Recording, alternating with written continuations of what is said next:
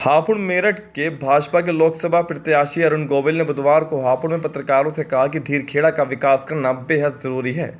इसी के साथ उन्होंने अपनी प्राथमिकताओं को गिनाते हुए कहा कि वह समस्याओं का समाधान करेंगे और क्षेत्र में समय बिताएंगे। अरुण गोविल ने कहा कि उन्होंने रामायण में श्री राम का किरदार निभाकर संस्कृति की, रिश्तों की, विचारों की सेवा की है। वह संस्कृति से जुड़े हैं तो जड़ से जुड़े हुए हैं। इसी के साथ उन्होंने कहा कि उनका जन्म और परवरिश मेरठ में हुई है। वह 21 वर्षों तक मेरठ में रह रहे हैं और यहीं से उन्होंने पढ़ाई लिखाई भी की है। देश के विकास पर बोलते हुए उन्होंने कहा कि देश की प्रगति की गति और तेज होनी चाहिए। धीरखेड़ा के विकास को लेकर पूछे गए एक सवाल के जवाब में उन्होंने कहा कि धीरखेड़ा का विकास करना बहुत जरूरी है। लास्ट क्वेश्चन धीरखेड़ा का किस तरह विकास करेंगे, क्योंकि धीरखेड़ा मेरठ की सीमा में आता है, लेकिन विकास का नाम पर शून्य है। और उसकी इकोनॉमी की बात करें तो काफी इंपॉर्टेंट रोल है उसका प्रदेश की इकोनॉमी में। किस तरह विकास करेंगे धीरखेड़ा क्षेत्र का? देखिए, अगर आप कहते हैं कि उसका प्रदेश की इकोनॉमी में बहुत बड़ा रोल है तो उसका तो विकास करना बहुत ही जरूरी हो जाएगा।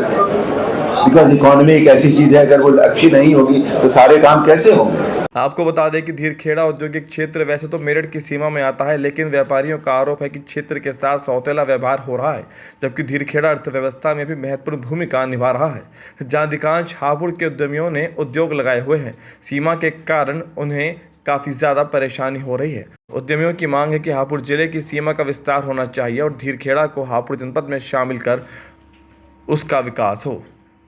सिर्फ मेरठ के ही लिए नहीं, अपरोक्ष रूप से आप उसे कह सकते हैं कि जब हमने रामायण की थी सन 87 में, उससे लेकर अब तक रामायण के द्वारा कितनी सेवा हुई है लोगों की, मुझे ये बताइए।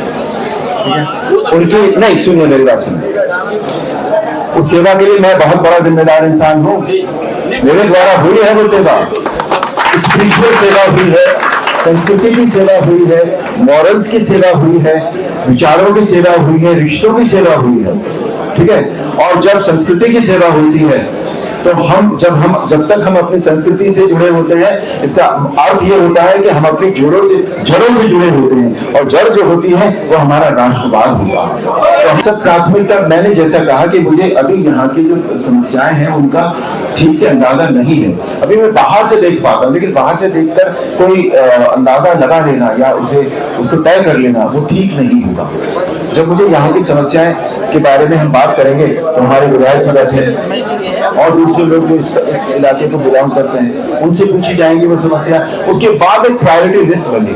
तरह से तो ये मुझे अभी मैं नहीं बता पाऊंगा, लेकिन अपने क्षेत्र के लोगों के लिए मैं हमेशा अवेलेबल हूँ, अभी भी हूँ और तब भी रहूंगा। ज्यादा समय बल्कि पूरा समय यहाँ गुजारूंगा। ये मेरा शुरू से मेरी वैचारिक सोच रही है कि मैं जो भी काम करता हूँ सोच समझकर करता हूँ। मैं एकदम से कहीं नहीं कूद जाता किसी काम को भी करने के लिए, तो मैं उसके प्रॉस एंड कॉन्स सब देखकर फिर ये काम करता हूँ। अब मैंने अगर ये काम जो दिया गया है मैंने हाथ में लिया है, तो मैं इस काम को उसी तरह से करूंगा जिस तरह से ये किया जाना चाहिए। क्योंकि आज तक भी मुझे कभी अच्छा नहीं लगता कि कोई मेरे नाम पर उंगली उठाए, कोई मेरे ऊपर कोई किसी तरह का कोई लांछन लगाए। वो मुझसे नहीं होता, क्योंकि मैं एक नॉर्मली सच बोलता हूँ, एक ईमानदार आदमी हूँ, विचारों में भी और हर तरह से ईमानदार आदमी हूँ। तो मैं इस काम को अपनी पूरी सक्षमता के साथ और पूरी ईमानदारी के साथ करूंगा। सर देखिए, मैंने आपको बताया जहां जिस काम, कई बार होता है कि हमें कुछ क्षेत्रों में प्रायोरिटी के काम होते हैं, तो सबसे पहले जो इंसान करता है वो प्रायोरिटीज के काम करता है। जैसे हम अपने घर में भी करते हैं। अगर हमारी प्रायोरिटी, अगर हम घर में हैं और हमारे घर का नल जो है वो खराब हो गया है, तो हम बाकी काम छोड़ने के पहले घर का नल ठीक कराएंगे कि भैया नहाएंगे कैसे, किचन कैसे चलेगा। तो प्रायोरिटीज के जो काम होते हैं वो जिस भी क्षेत्र के होंगे पहले वो हाथ में लिए जाएंगे, और फिर साथ साथ दूसरे काम तो चलते ही रहते हैं। ऐसा नहीं होता कि एक वक्त में एक ही काम किया जाएगा।